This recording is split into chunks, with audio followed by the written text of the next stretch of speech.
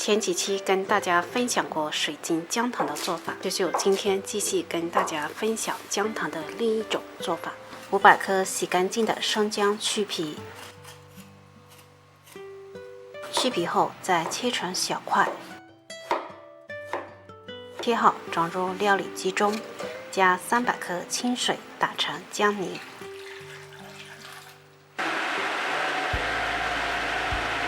打好的姜泥装入布袋中，将姜汁过滤出来。料理杯中的姜泥也不要浪费了，直接倒入不粘锅中，加100克红糖、300克麦芽糖，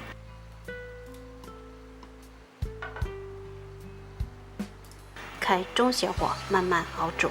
随着熬煮的时间，水分会慢慢蒸发，越来越浓稠。熬至姜汁冒着密集的气泡时，我们先关火，趁这个时间调一个淀粉水，150克淀粉加150克水，搅拌均匀。开中小火轮到边搅拌，搅着就变成浆糊了。这时仍需要继续搅拌，直至搅至爆团的状态就可以了。直接倒在油纸上面，稍微晾凉，再将它揉搓光滑细腻，最后整理成长方形。